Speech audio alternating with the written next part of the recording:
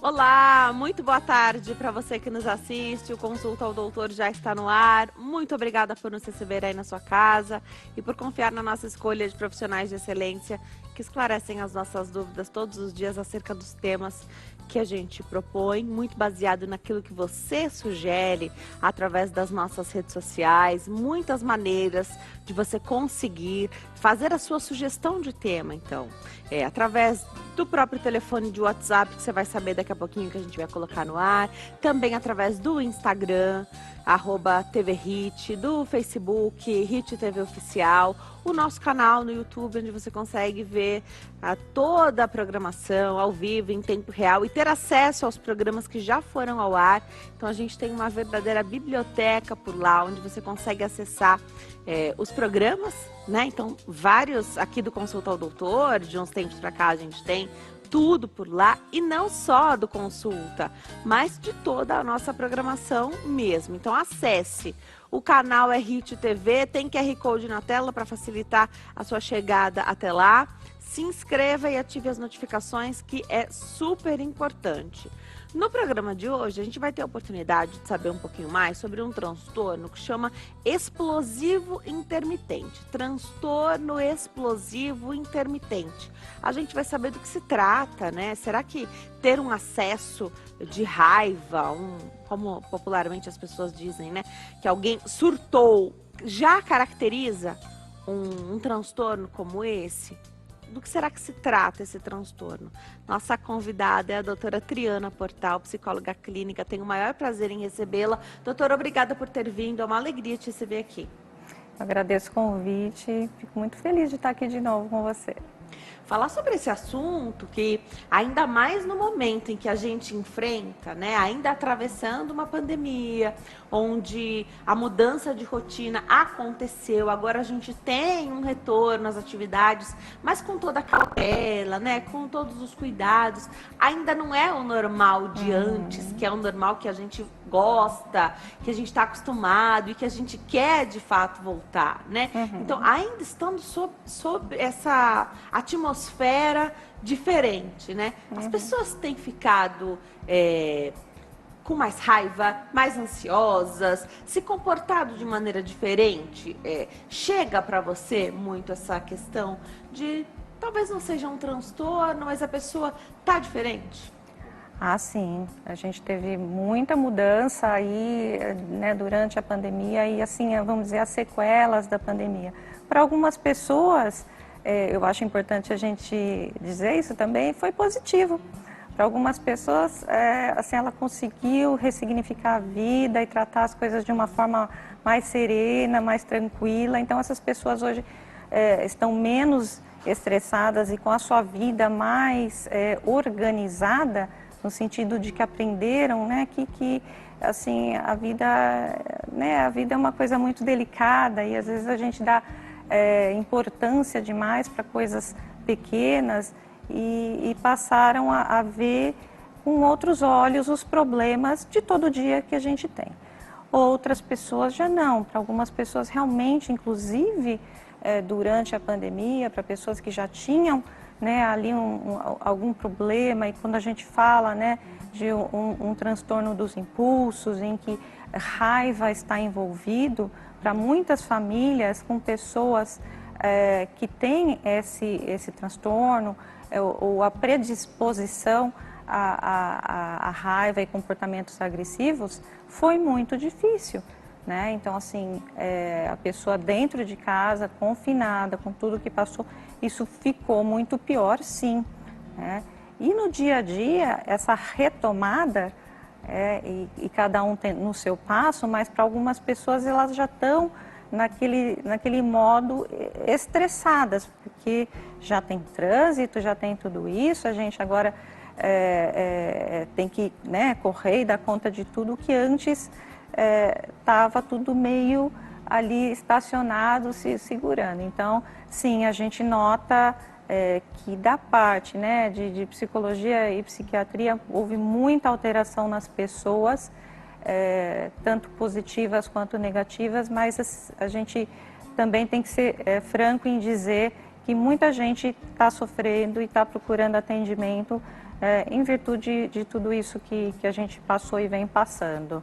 Atendimento online facilitou muito, né? A própria disseminação da informação de que terapia pode ajudar para fazer cair o preconceito que se tem muito ainda, mas melhorou demais já, especialmente agora, vivendo a pandemia. Essas possibilidades, não tendo privacidade para você fazer a sua sessão, você pode fazer remotamente, né? Sim, sim, sim. Legal. Você falou de que para algumas pessoas foi bom, e eu tenho notado, especialmente para quem faz trabalho de casa, né? Então, home office, que às vezes precisa ir para uma reunião ou para troca de algum equipamento, né? Afinal, já são quase 2 anos trabalhando em casa sem ver, né? Sem ter estrutura lá do local de trabalho. E essa saída que sempre aconteceu, era diária essa saída para o trânsito, né? Então, quando ela acontece agora, depois de tanto tempo, a pessoa diz, isso aí não é para mim, não. Esse trânsito todo dia, sério que eu aguentava Sim, isso, como é que eu vivia isso, né? Perfeito. Como eu estava acostumado com isso. Isso me faz lembrar que a própria convivência, o convívio social, acaba, não sei se é o seu termo certo, mas eu vou usar aqui, nos regulando de alguma maneira. Então, você não pode ter um acesso de raiva no meio do trânsito, né? Porque primeiro que não vai resolver, segundo que você vai se prejudicar e ainda pode prejudicar outra pessoa. Então, de certa forma, no trabalho, né, no seu ambiente ali de trabalho, então, de certa forma, esse convívio acabava por regular, eu acho que quem não tem nenhuma patologia, né? Quem tem um transtorno como esse que a gente está conversando hoje, transtorno explosivo intermitente, consegue se autorregular? Esse termo que eu usei aqui, acho que dá para o pessoal que está em casa entender, né? Consegue ou não? Se é patológico, a pessoa explode e não tem jeito. Se é patológico, a pessoa explode, assim, ela não consegue se segurar. Então, assim, é um transtorno do controle dos impulsos. Então, isso que você falou, né, que todo mundo tem um dia que está mais nervoso, esquentado, ou tem mais pavio curto, tendência a ser mais irritável, né? Tem muitas pessoas que são, né, de temperamento mais forte, vamos dizer assim. Mesmo assim, essa pessoa, ela se irrita, mas existe um caminho, né, que é do pensamento, né, do medo das consequências, né, e ali o controle, né, esse freio para a ação. Então a gente, né, tem vontade às vezes de falar alguma coisa, né, mas aí você dá aquela respirada, você se segura e vê que aqui não dá, né?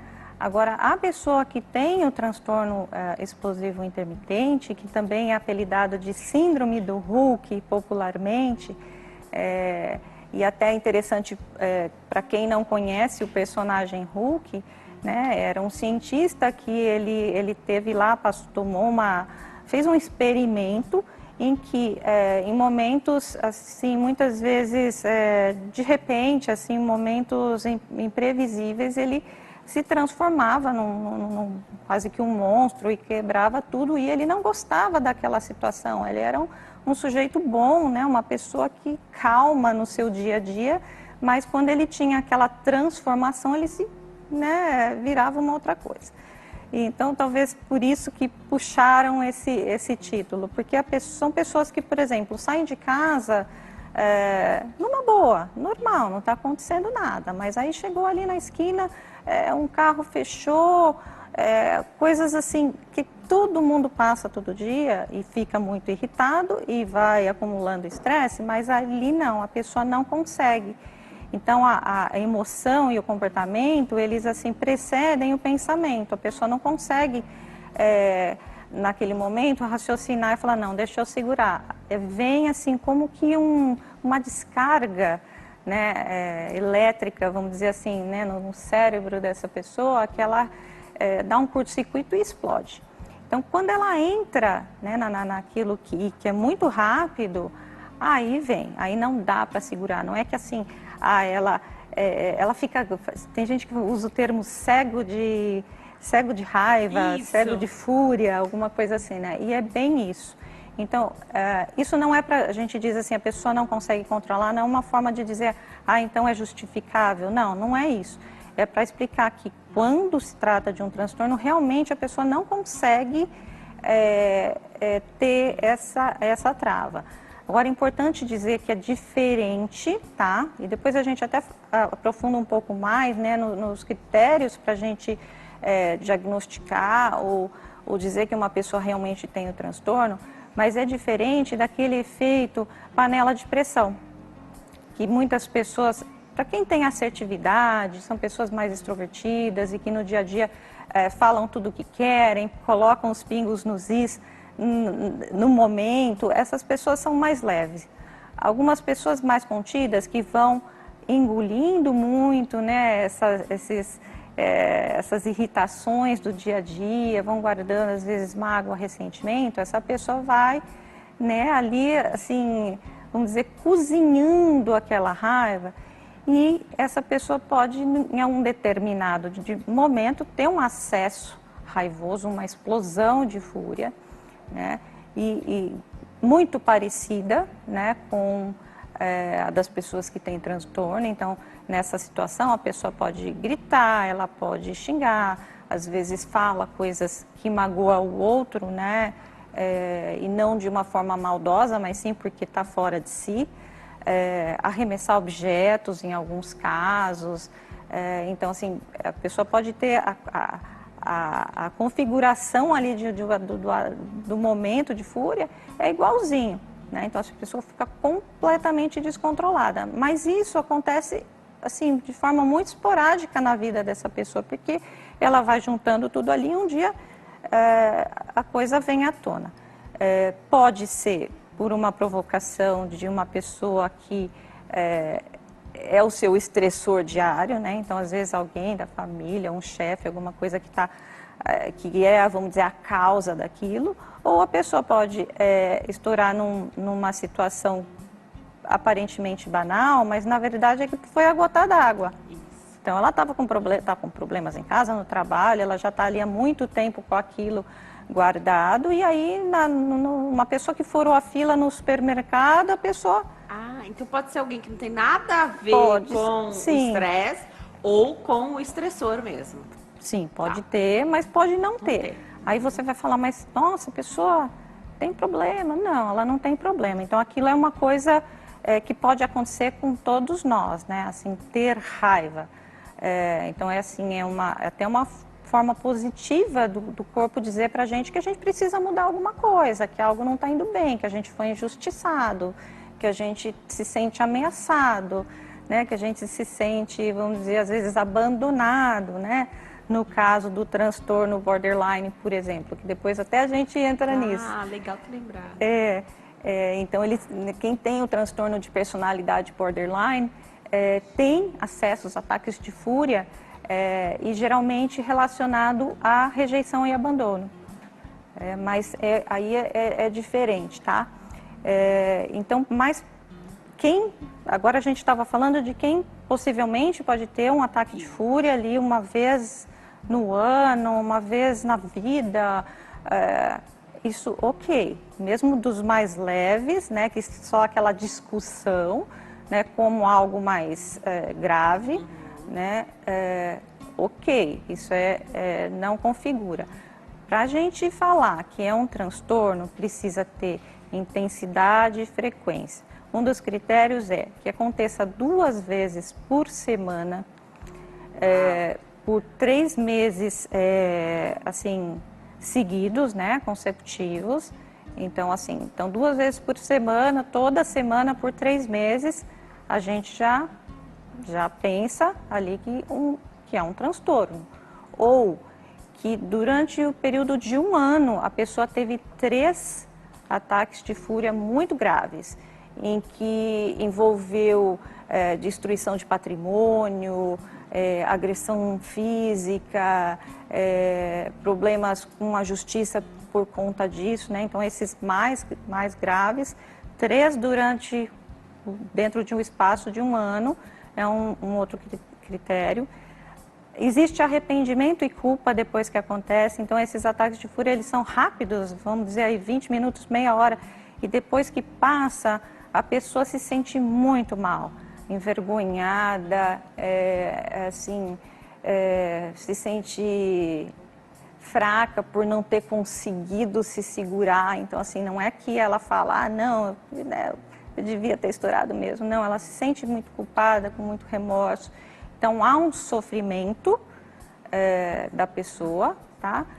Precisa trazer prejuízo, prejuízo significativo. Esse prejuízo são as relações, né? Então, as amizades, no trabalho, a pessoa fica conhecida como aquela pessoa perigosa que sempre arruma encrenca, né?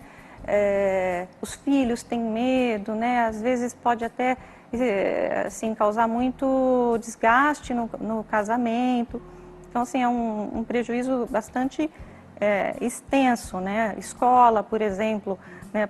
O adolescente pode ser convidado a sair da escola. Então, esse prejuízo na vida precisa ser uma coisa que assim, muito desproporcional. Então, a reação precisa ser bastante desproporcional ao fato desencadeante, né? Ao estressor. Então, como eu disse, coisas simples do cotidiano. Uma pessoa fura fila, um carro te fecha, você faz um pedido no restaurante, não vem aquilo que você queria, o elevador demora muito tempo para chegar. Então, assim, e aí a pessoa, né, vamos dizer, começa a gritar por causa disso. Então, tem que ser bastante desproporcional e assim, tem que ter essa frequência. Acho que assim, acabei falando de todos os critérios. E não premeditado. Né? Eu dei esse porque eu estava tentando lembrar que assim, isso é importante. Porque como a gente, sempre em transtorno, a gente tem que pensar se existe uma comorbidade que determina determinadas ações, né? Então, assim, não premeditado por exemplo, porque no transtorno de personalidade antissocial, né, pode acontecer uma crise agressiva, um surto de raiva, e ele pode ter intencionalidade, pode ser premeditado. A pessoa faz aquilo, né, com uma certa maldade, ela planejou aquilo. E para quem tem o transtorno, a síndrome do Hulk, vamos dizer assim, né, o transtorno explosivo intermitente, é uma coisa assim, né, que não premeditada, acontece de repente, ela não imagina que vai acontecer aquilo naquele dia. Chama bastante atenção quando você fala que o transtorno tem essa questão de não ser proporcional, né, e diferente daquilo que você... Às vezes você passa por uma situação e você está na mesma situação que a pessoa que explodiu, né? Aí você fala, bom, mas aí também, olha, quantas horas que a gente está aqui passando por uma situação difícil, né? Alguém vai explodir, né? Você conseguiu, você teve seu controle? Nem todo mundo vai ter. Então, é diferente, porque as pessoas julgam muito, né? Então, às vezes, houve uma situação pontual e a gente vê bastante em aeroporto, né? Ah, demora para rearranjar um voo, uma situação que, tudo bem, ninguém tem culpa, muitas vezes ninguém tem culpa, mas a companhia também não te ajuda, né? Então, alguém vai explodir.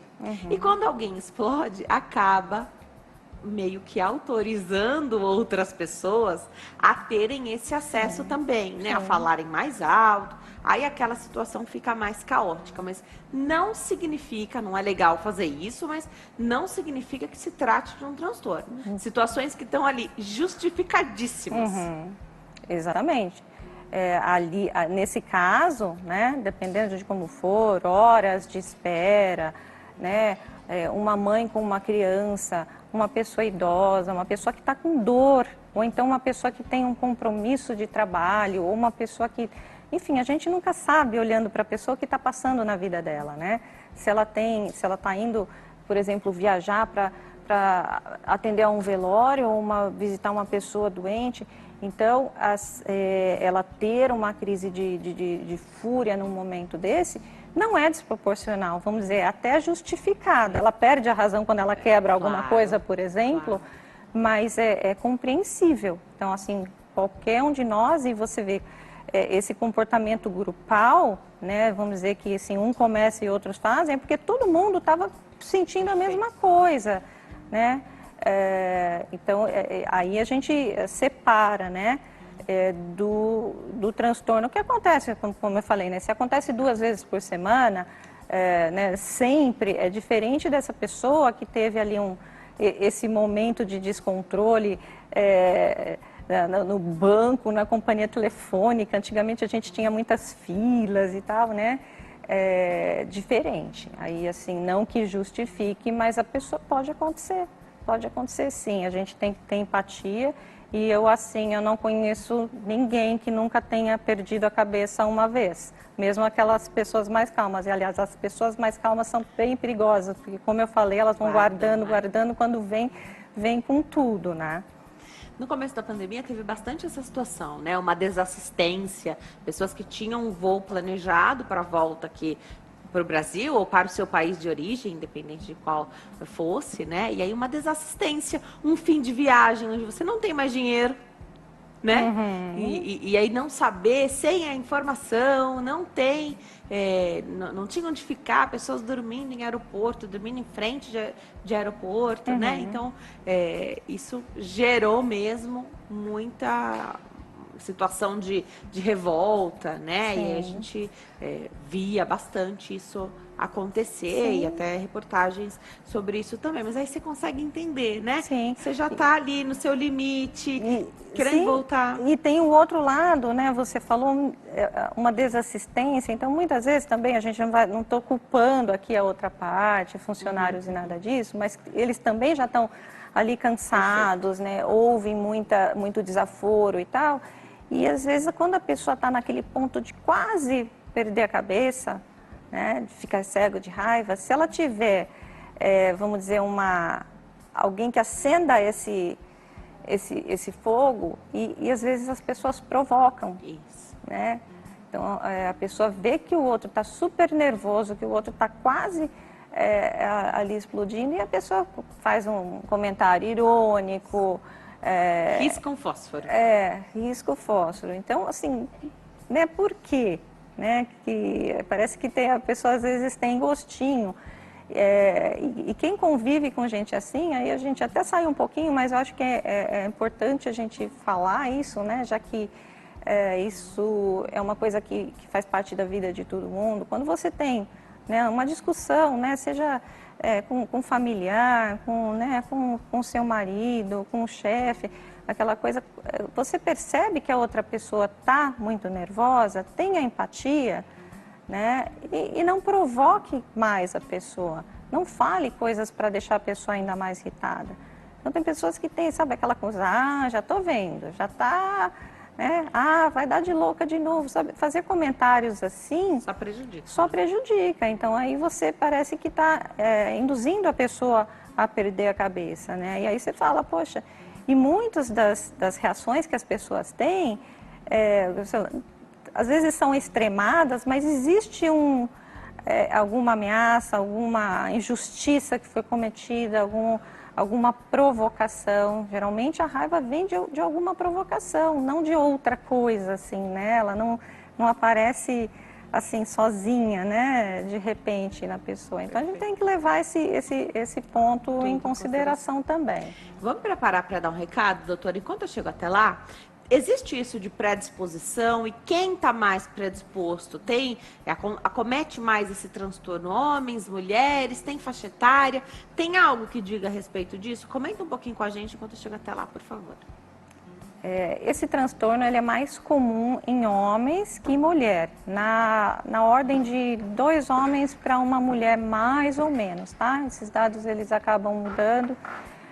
O transtorno, um dos critérios diagnósticos também, é que ele acontece a partir dos 6 anos. Menor de 6 anos não existe diagnóstico para isso. Então, a partir dos 6 anos, né, tendo a adolescência e começo da vida adulta, onde a expressão desse transtorno é mais forte, né, onde acontecem mais episódios, né, de raiva, e depois dos 40 para os 50 anos, isso vai se apaziguando, a pessoa vai perdendo essas características, então vai melhorando, vamos dizer, não é um transtorno progressivo, ele melhora com a idade. Vou para o intervalo.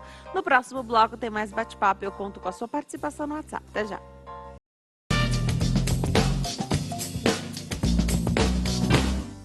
Nós estamos de volta hoje falando sobre transtorno explosivo intermitente com a doutora Triana Portal, que é psicóloga clínica, está explicando tudo para nós. Você é mais do que o nosso convidado a participar do programa através do WhatsApp. 11 3337 5886 e eu já volto para esse segundo bloco com perguntinha que chegou através do nosso WhatsApp. Vamos lá. Lucélia, tenho essa dificuldade em me controlar na raiva e acabo partindo para a agressão verbal e até física.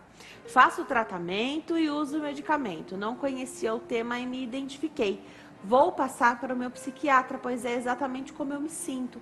Lucélia, muito obrigada pela confiança no consultar o doutor. É bom saber que você já está assistida, já está acompanhada, né, por um profissional. Mas aqui eu vou colocar uma pimentinha na história. Porque ela fala que faz o acompanhamento com psiquiatra. Excelente. Mas isso a libera de fazer o tratamento com psicólogo? Olha, não sei se esse é o termo, não a libera, mas a psicoterapia é uma parte muito importante. Precisava desse conjunto, né? Sim, sim, é uma parte muito importante. Para alguns transtornos, a medicação ela é mais importante do que a psicoterapia, e para outros transtornos, a psicoterapia, vamos dizer, ela tem mais efeito, ela tem mais força do que a medicação. A medicação em alguns transtornos serve mais para controle dos sintomas, né? Mas a pessoa precisa essa parte da terapia para identificar seus gatilhos, para autoconhecimento, né? Para o gerenciamento da raiva, né? Essa coisa de aprender a segurar nesses momentos, né? A saber quando que aquele impulso está vindo, porque é uma coisa assim que acontece em segundos, mas envolve não só o cérebro, o comportamento, mas assim, a gente tem reações físicas. Então a pessoa começa a sentir calor, porque assim, né, a raiva vem, mas ela vem, vamos dizer, como que uma onda. Então a pessoa sente os batimentos cardíacos, né, irem a 1000 ali, então sente, às vezes a pessoa já começa a tremer e se sente quente. Então quando começa a vontade, né, aquele ímpeto, aquela vontade de gritar ou de falar alguma coisa. Então na terapia a pessoa aprende a identificar a hora que isso começa a acontecer e o que fazer nesse momento. Ela não deixar perder a razão e perder a cabeça, né? Que é o que acontece nesse transtorno. Então a pessoa precisa se condicionar, né? Para ela conseguir ter vamos dizer, direcionar isso de uma maneira diferente. Então assim, sair de cena, naquele momento, conseguir... sai do ambiente, por exemplo, né, vai lavar o rosto, pensa em outra coisa, ela consegue guardar, digerir aquilo e quando ela estiver mais calma, partir para a ação. Não é coisa que a gente faz, né, quando a gente, às vezes, né, aquilo que começamos falando, a gente tem o pensamento, mas quem tem o transtorno, o pensamento não vem, né, então precisa ser treinado na terapia isso, né. Então, com esse treino, mesmo quem tem o transtorno, conseguiria, nem que fosse sair do lugar, deixa tudo para trás, vai embora ali, sai daquela cena, como você colocou. Então, é possível adquirir esse autocontrole? Sim. Assim, não é uma coisa simples, tá? Até porque que a gente fala, assim, a pessoa realmente não tem controle, é uma falha no controle dos impulsos. Então, né, tem até estudos que falam, né, de algumas áreas do cérebro, né, que acabam não freando isso também, tão bem quanto em outras pessoas. Né? Então, assim, essa pessoa vai ter mais dificuldade de gerenciar essa raiva no dia a dia dela. Mas é um conjunto de coisas, né? que ela vai tratar na terapia desde, né, problemas subjacentes que todas as pessoas têm, tanto quanto a questão comportamental do transtorno em si, né? E assim, como lidar com a parte que já foi estragada, vamos dizer assim, né? O prejuízo que já teve, como recuperar, como evitar situações futuras. E o autoconhecimento, a pessoa também precisa entender que aquilo é um problema, porque muitas pessoas, mesmo quando elas já perderam bastante coisa, já existe o prejuízo muito claro na vida, a pessoa ainda tem uma postura, às vezes, vamos dizer, muito dura, muito arrogante, de dizer assim, é o meu jeito mesmo, minha família toda é assim, eu não vou mudar, já sou, vamos dizer, já tenho muita idade para mudar. Então, assim, a pessoa precisa quebrar essas crenças limitantes, né, e buscar um padrão melhor, porque existe o sofrimento da pessoa, se o prejuízo causado não está fazendo tão mal para ela, mas faz para as pessoas que convivem, né? E algumas pessoas podem escolher conviver, outras não, né? Então, um pai, uma mãe, uma esposa, um filho, não, vamos dizer, não tem essa escolha, né? A pessoa não vai abandonar a família. Então, existe um sofrimento que é extensivo às pessoas que convivem, né? Então, assim, a pessoa também precisa reconhecer o problema e não usar um diagnóstico, né, para justificar vamos dizer, a inércia dela em querer mudar. A questão ambiental importa? Então, o modelo, você falou assim, não, mas todo mundo da minha família é assim. Existe essa repetição mesmo de padrão, de comportamento, inclusive da patologia, do transtorno mesmo? Então, mãe, filho... Sem dúvida, eu acredito muito assim no modelo aprendido, né, pessoas que vêm de lares, vamos dizer, disfuncionais, onde reina muita briga, muita discussão, muito esse comportamento agressivo, né, mesmo que seja uma agressividade em forma de ironia, de sarcasmo, de provocação leve, né, quem aprende e convive com isso são pessoas realmente assim, que acabam reproduzindo. E se elas não reproduzem, elas acabam sofrendo muito, né, em conviver com uma família assim, e elas, né, vamos dizer, ficam mais predispostas e sensibilizadas. E é interessante dizer assim que isso acaba passando, né, de geração para geração, quase que como uma coisa hereditária, genética, mas não, é porque o comportamento acaba se repetindo. Então, a pessoa, quando tiver os filhos dela, ela casa, sai de casa, mas ela perpetua esse padrão, né? E onde é que entra o pavio curto? Que também é uma questão muito aprendida da família, né? Então, você tem um familiar pavio curto, a chance de ter outro, né? O filho dele, alguém muito próximo a ele é grande.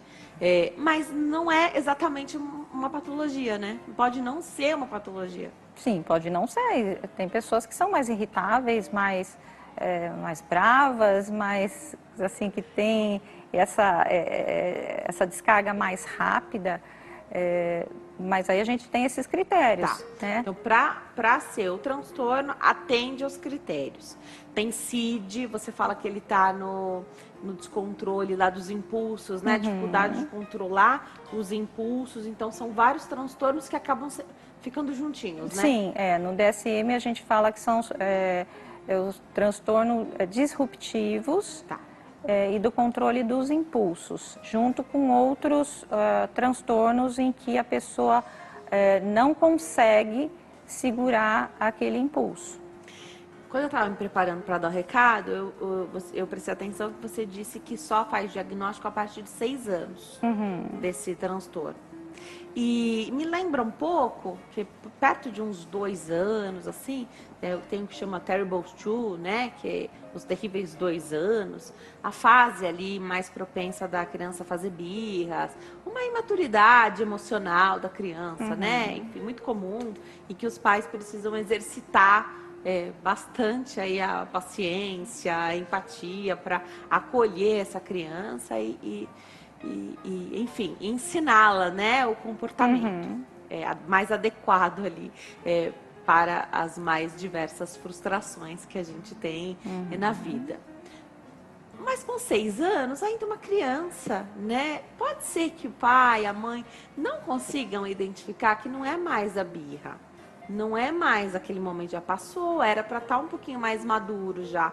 E deixar a coisa rolar mais adiante e o problema se agravar por não identificar que, opa, peraí, tá desproporcional, será que já não precisava de um apoio psicológico? A escola pode funcionar em parceria aí com os pais?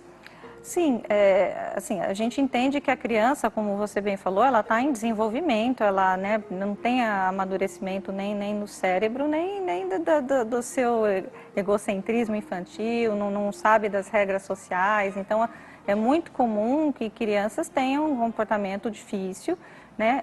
Com 6 anos, eu acho que ainda é bastante difícil. E te digo mais, assim, quando a gente fala desse diagnóstico, porque a gente tem a adolescência que é um período conturbado, em que envolve hormônios, né? E assim, ali aquela coisa da personalidade que ainda não está firmada e tudo isso. Então, é um período em que os adolescentes ficam realmente mais agressivos, mais rebeldes e pode confundir muito da pessoa identificar. Eu acho que a criança, voltando à criança, existem outros diagnósticos que assim podem parecer e se confundir, né? O transtorno opositivo desafiador, que é o TOD, transtornos de conduta que começam na infância, TDAH também. Então precisa investigar, né? A gente não pode assim pegar esses critérios e falar assim, então tá.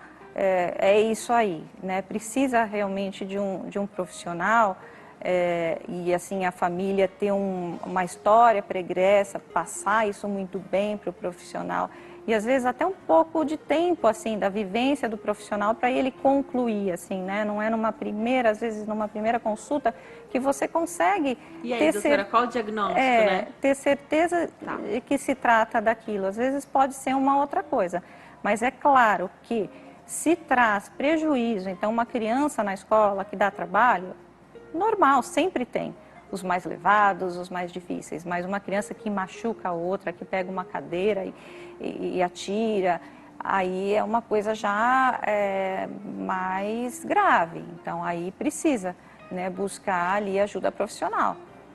Perguntinha do WhatsApp, vamos lá. Abel, tenho ansiedade, também fico mais agitada. Tem dias que fico muito nervosa. O que a doutora Triana poderia me auxiliar? Então, ela é ansiosa, fica mais agitada. No que você pode ajudar, doutora?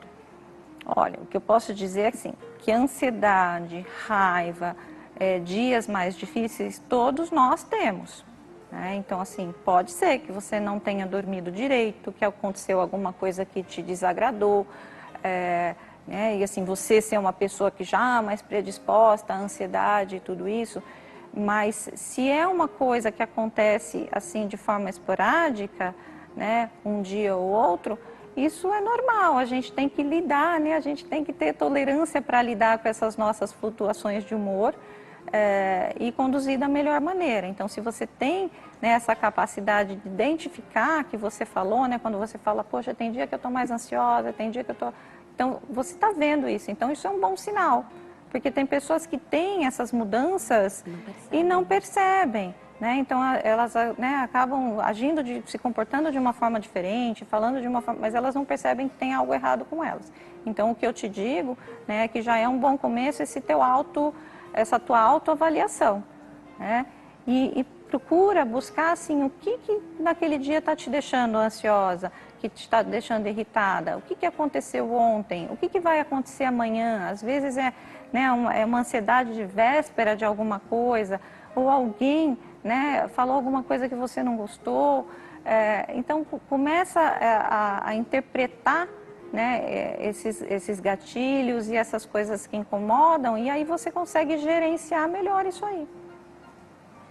Excelente. Mais uma perguntinha através do nosso WhatsApp. Vamos lá, Marlene. Os gatilhos ou mesmo momentos de fortes emoções também são uma forma de despertar essa raiva, doutora? Sem dúvida, sem dúvida. Assim, tem estressores, né?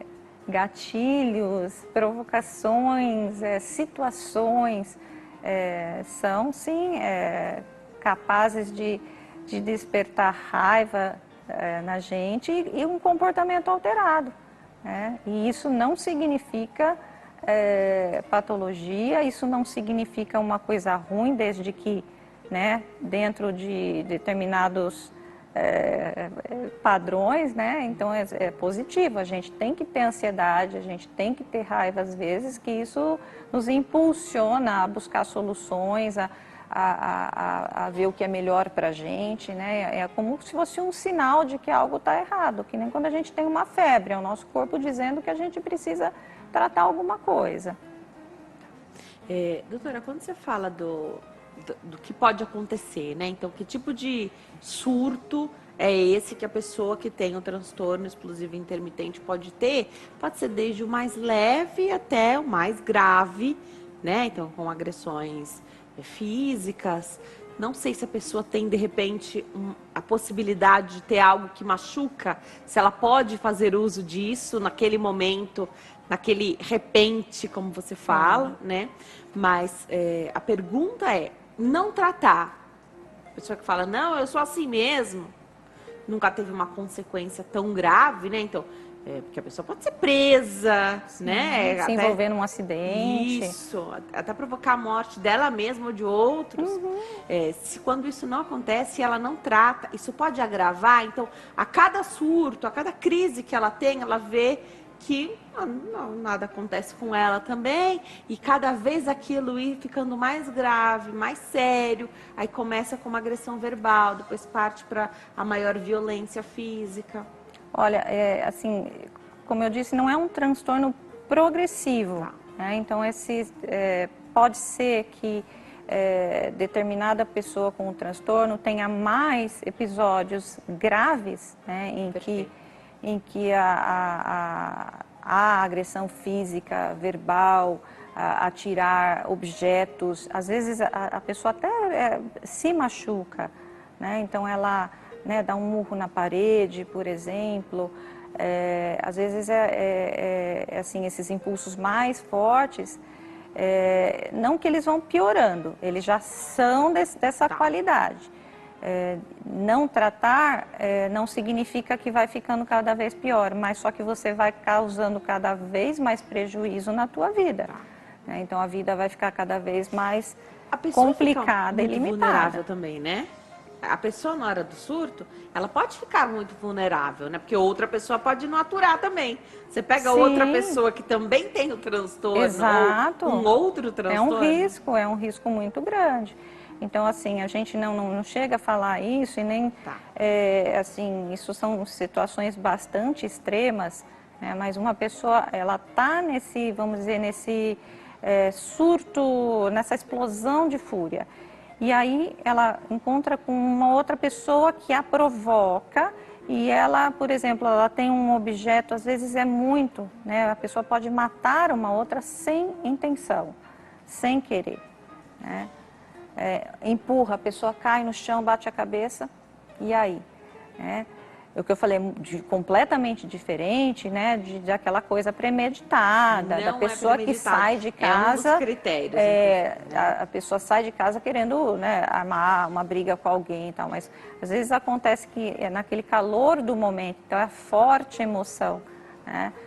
Eu não sei da parte de direito, mas eu sei que isso é atenuante para... Eu ia perguntar justamente isso. É atenuante para alguns crimes, porque fica claro, né, que não foi uma coisa de intenção, né? Então isso, vamos dizer, ameniza, não que permita, que mude a situação em si, mas existe, o direito trabalha Tem agravantes e tem atenuantes, sim, né? Então... porque realmente a pessoa perde o controle e às vezes acontece um acidente. Mais uma perguntinha que chegou através do nosso WhatsApp, você também pode participar. 11 33 37 5886. Vamos lá.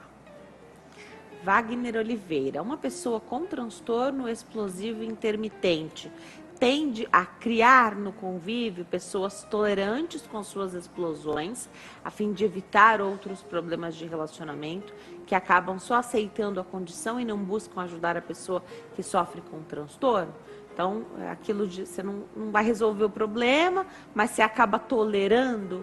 Você comentou que quem é obrigado a conviver, convive, né? Sim. Mas amigo, pessoas mais distantes, namorado, namorada, você não é obrigado a conviver, então você se afasta. Mas se eu entendi bem, né, a pergunta, eu acho que é um lado também que é bastante nocivo, que são das pessoas com personalidade dependente, né, aquelas pessoas mais carentes, então ela acaba fazendo ali uma fórmula, né, de codependência em que sim, a pessoa tolera, porque tem aquele também instinto de salvadora, de que vai... São duas pessoas com problema, então. São duas pessoas com problema. Então, se a pessoa permite de forma cega isso, porque você pode ter bastante amor e força de vontade e caminhar junto com uma pessoa em tratamento.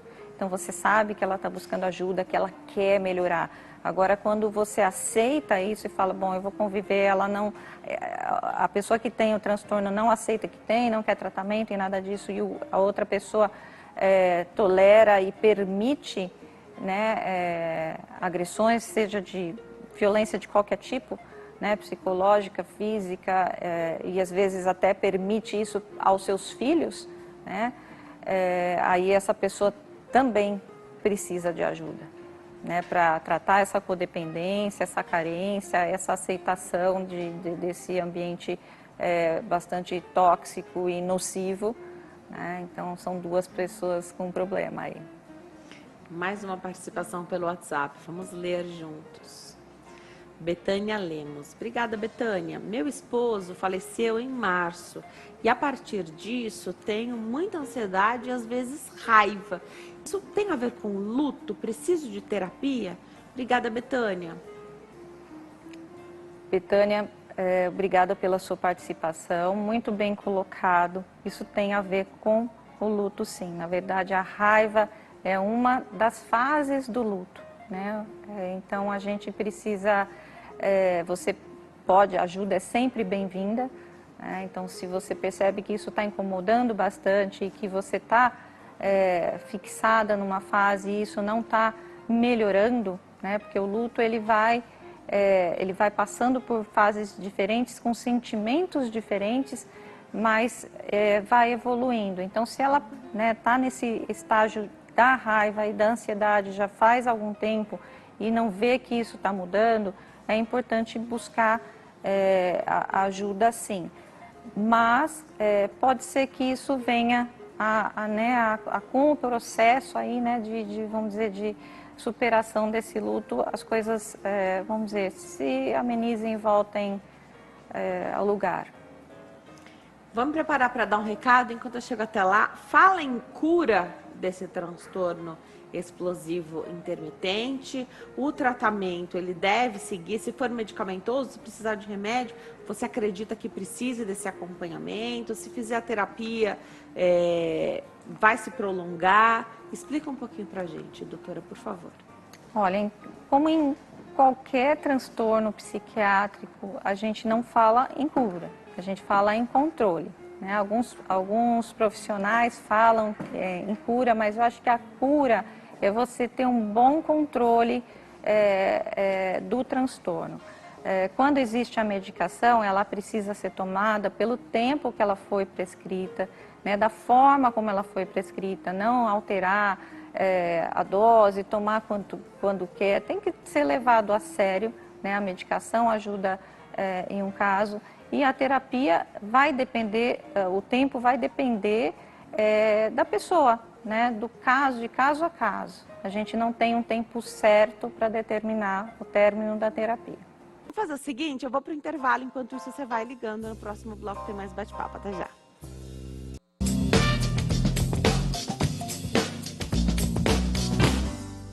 Nós estamos de volta hoje falando sobre transtorno explosivo intermitente. Primeira vez que a gente fala sobre esse tema aqui no Consulta ao Doutor. Nossa convidada é a psicóloga clínica, a doutora Triana Portal. Está explicando tudo para nós. Muita participação do público e a gente sempre conta com a sua participação através do nosso WhatsApp, 11 3337 5886. Doutora, vamos lá então. Você, num determinado momento da entrevista, falou em comorbidades para esse transtorno. Que comorbidades são essas? Olha, as mais frequentes transtorno bipolar, a depressão, alguns transtornos de ansiedade e os transtornos de personalidade. Principalmente o transtorno borderline, que tem muito essa questão do descontrole dos impulsos, né, da impulsividade e de uma agressividade assim advinda dessa impulsividade que é muito característico desse transtorno, e também o transtorno de personalidade antissocial. Mas aí a gente pensa assim o quanto é a comorbidade e assim quem começou primeiro e quem tem mais prevalência, né? Qual que é o diagnóstico secundário, né? E qual que é o primário? Difícil? Bastante difícil. Olha, quando a gente fala de um transtorno de personalidade antissocial, não fica tão difícil. Tá, mas dependendo da comorbidade, né? Dependendo da comorbidade, fica um pouquinho assim mais difícil, às vezes até chegar no diagnóstico. O diagnóstico do transtorno explosivo intermitente, ele é muito feito por exclusão. Tá. Então, né, como eu falei, como confunde com algumas outras condições, né, então a pessoa vai desse jeito, olha, não atende os critérios para isso, nem para aquilo, então a gente chega na conclusão de que realmente se trata do TEI, né, do transtorno explosivo intermitente. Tanto que um dos critérios quando ele não é melhor explicado com outra condição psiquiátrica que melhor explica, né, essa condição. Você falou num determinado momento também sobre borderline. Quem já tem o diagnóstico borderline e apresenta esses rompantes, fica mascarado pelo borderline ou dá para fazer um outro diagnóstico também? É possível fazer outro diagnóstico e aí a gente vai ter, né, uma pessoa que tem essas situações com mais frequência ainda. Por conta do borderline. Por conta do borderline. E aí a consequência, né, o que acontece depois desses rompantes que difere. Né? No TEI a pessoa tem remorso, culpa, se sente mal, envergonhada, né, e o borderline não. A pessoa continua sentindo que ela realmente foi injustiçada e que ela tinha razão para ter aquela reação. Então, às vezes, leva mais tempo para a pessoa entender que ainda assim, que ela tivesse brava e se sentindo abandonada, que a reação dela, o comportamento dela não é compatível e não pode ser daquele jeito, que ela tem que aprender formas mais funcionais, uma comunicação mais assertiva, não tão violenta. Ótimo. Perguntinha do público no nosso WhatsApp, vamos colocar na tela. Francisca Maria, criança pode ter esse transtorno? Tem um filho de 5 anos que tem muito medo quando o pai dele sai de casa. Quando isso acontece, ele chora e fica muito zangado. Francisca, muito obrigada pela sua pergunta, doutora. Francisca, obrigada pela participação. Teu filho tem 5 anos, ele não atende critérios para esse transtorno.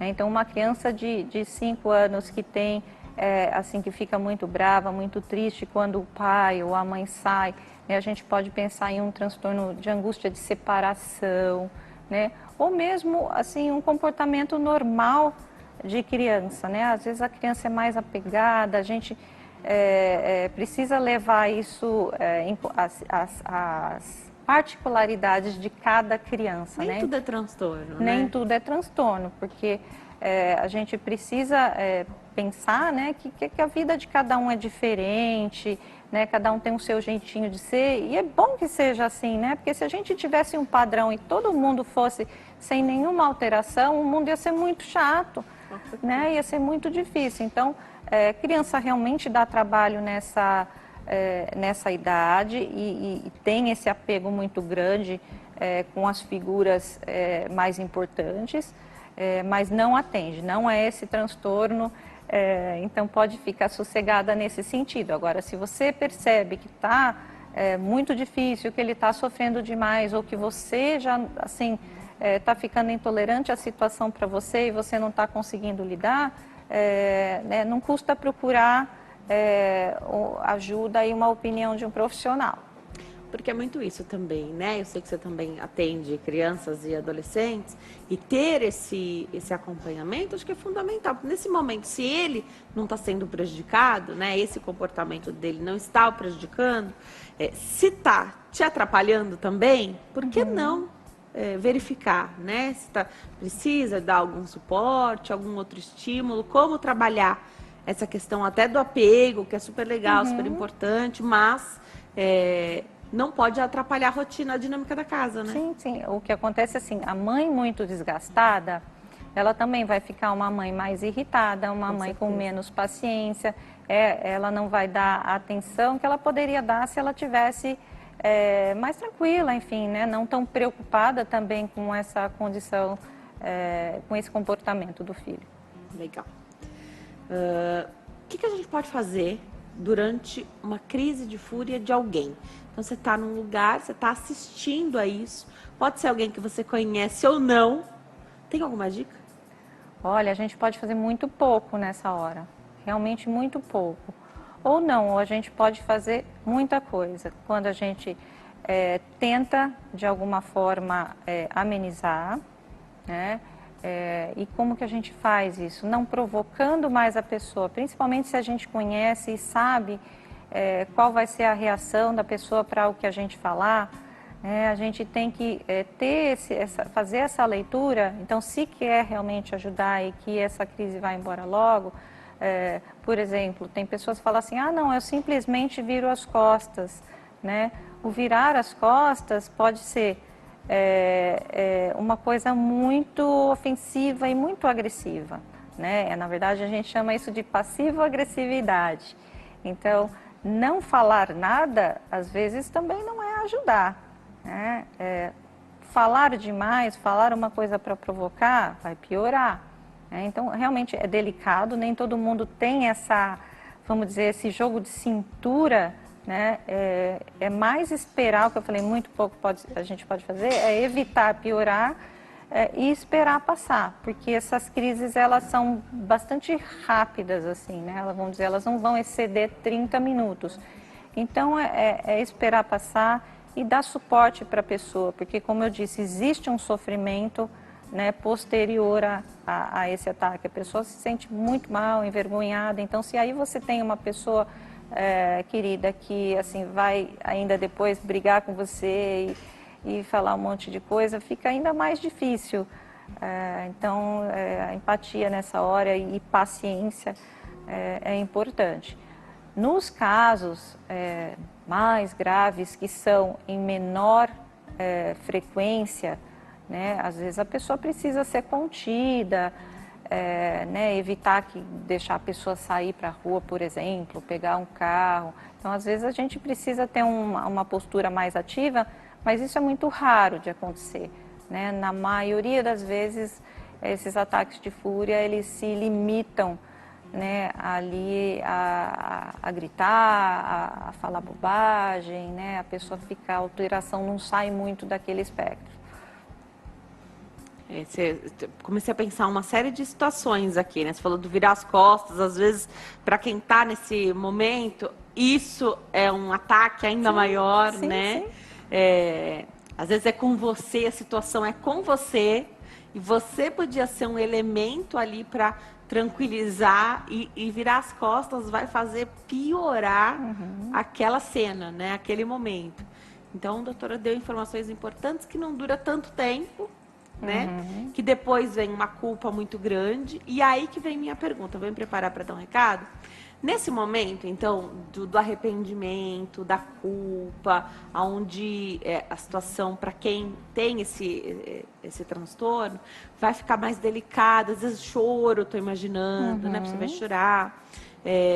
Esse é um momento chave? Pode ser um momento chave de fazer a leitura ali, de tentar ajudar para quem tem o conhecimento, tanto da pessoa quanto informação sobre a doença. Ou não adianta se não for feito por um profissional, se não tiver medicado se precisar.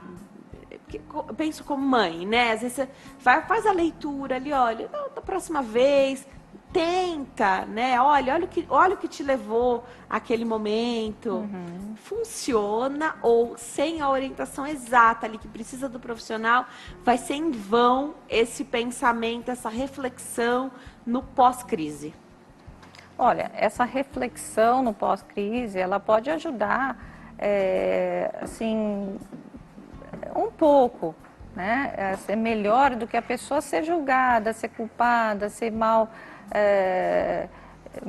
interpretada pelo parente. Mas eu acho que mais importante que isso é usar esse momento para fazer com que a pessoa aceite procurar ajuda, né? Entenda que aquilo é um problema, entenda que está ficando muito frequente, que já não é uma questão só de temperamento e que as reações estão desproporcionais ao evento, né? Então, assim, conversar a respeito disso para procurar ajuda, porque às vezes é difícil essa aceitação. Então, esse momento é um momento de falar de forma mais aprofundada a respeito do problema. Vou voltar a conversar com a doutora. Tem várias perguntas que chegaram aqui no meu Instagram, mas a gente colocou algumas situações em que as pessoas que não têm obrigação de conviver, às vezes, acabam se afastando, né? Mas vamos dar uma dica aqui para mães que lidam com filhos que têm esse transtorno, mãe, pai, pessoas mais próximas, a esposa, o marido. E você não quer dissolver essa união e esse compromisso, né, de vida que se tem, né, por conta dessa situação. Estando em tratamento, significa que não vai ter uma crise? Não vai ter um surto? Ou sucesso no tratamento também é a redução dessa frequência e intensidade, doutora? Muito bem colocado, Denise. Assim, o tratamento ele não garante, não é uma coisa mágica, não é uma coisa assim instantânea, rápida e não evita que possa ter altos e baixos e que a pessoa possa sim ter esses momentos e essas crises. A ideia é que elas fiquem menos frequentes, menos intensas e que a pessoa tenha cada vez mais domínio sobre os seus impulsos. E ela vai percebendo esse domínio que vai chegando? Ela consegue perceber e dizer, olha, hoje me livrei de uma. Ah, sim, sem dúvida. E assim, é muito interessante, porque é uma libertação para a pessoa, né? Ela se sente empoderada de poder escolher, né? E não fazer uma besteira. Então, o paciente dizer assim, olha, eu consegui sair de cena, não é a frear, tá? É aquela coisa, percebeu que está vindo a coisa, se distrai, vai fazer uma outra coisa, sai para tomar um ar, né? Ou é aquela coisa mesmo de engolir momentaneamente e assim pensar e depois mandar aquele e-mail, depois fazer aquela ligação, depois... Não é deixar tudo para lá, não vai virar uma pessoa blasé. De forma alguma. Mas é o que eu falei, racionalizar. Não é bom a gente engolir tudo. Isso não é o caminho, né? A gente, às vezes, segura para ter uma reação mais inteligente, mais bem colocada, mais moderada. Mas a pessoa, quando ela está em tratamento, ela consegue ter mais domínio e ela se sente muito bem em poder ter esse autocontrole e quando vai diminuindo também esses prejuízos. E assim, as pessoas acabam reconhecendo, é muito bom. Né? Então, não caia naquela coisa assim, vamos dizer, pouco funcional de dizer, ah, não, o meu jeito é assim e tudo bem e você sempre assim, não vou mudar. Não é mudar a personalidade, não é mudar o seu jeito de ser. É só ter um padrão mais adaptativo, um padrão melhor de convivência em sociedade. Legal. As situações continuam acontecendo, né? E aí, quando a pessoa que tem o transtorno explosivo intermitente passa a conseguir se organizar melhor, sair de cena quando aquela situação vai acontecer, as crises, me pergunto se é alguém que também vai se sentir culpado se houver uma reação mais explosiva em situações super justificadas. Não, mas aqui não era isso, porque aqui todo mundo estava nervoso, todo mundo reagiu de uma forma mais explosiva. Vai existir essa culpa também, especialmente quem está em tratamento, se organizando, se entendendo, lendo ali a situação melhor. Então, essa é uma coisa bem difícil, porque realmente tem situações em que a gente precisa... Tá super justificado e precisa extravasar de algum jeito, não precisa perder a razão e nem fazer bobagem, né? A gente precisa concordar com a pessoa, mas o que eu falei, é tudo assim, é a intensidade. Então, uma coisa que hoje em dia, né, o tratamento, você sabe, é sempre multiprofissional, sempre aborda assim várias questões, não é só a medicação ou só a terapia. Né? Então a gente aconselha que a pessoa faça, por exemplo, quem tem essa questão aí de impulsos, de raiva, de agressão, fazer esportes aeróbicos que gaste bastante energia, legal. Luta, por exemplo, né? Hoje em dia tem diversos tipos de luta. Então legal. ali é mais uma ação terapêutica, né? A pessoa conseguir aquela coisa da técnica de respiração, de contar até 10, às vezes até 30, parece uma coisa, né, tão simples, mas funciona, né? Terapias de relaxamento, que hoje em dia, né, tem bastante comprovação científica, né, e é muito bem empregada. Então, assim, a pessoa precisa manter esse estresse baixo, né, para que ela também tenha assim, já uma condição basal que ela fique assim, não menos predisposta, mas que ela fique mais forte para se conter nessa questão dos impulsos e das reações. Excelente. Eu vou passar os contatos da doutora, porque o tempo voou, né? A primeira vez que a gente falou sobre esse assunto foi o maior sucesso. A doutora sabe que está sempre convidada a voltar. Vou passar o YouTube da doutora, o canal é Portal Triana. Lá tem vários vídeos. Portal Triana lá no YouTube. O site é www.trianaportal.com.br e o Instagram, @Clínica Portal Morumbi. Clínica Portal Morumbi. Doutora, volte outras vezes. Obrigada por ter vindo. É sempre uma alegria te receber aqui e aprender com você. Obrigada, voltarei. Espero que as pessoas entrem lá, confiram o Instagram. Eu estou sempre colocando bastante conteúdo e em um futuro breve espero estar aqui de novo. Com certeza, um adorei tema esse bem tema interessante. Adorei o tema proposto, novidade aqui pra gente. A doutora sempre muito atualizada. Obrigada, viu? Eu que agradeço. Muito obrigada a você que escolheu ficar bem informado e aprender hoje aqui conosco. Fiquem com Deus e até amanhã. Tchau.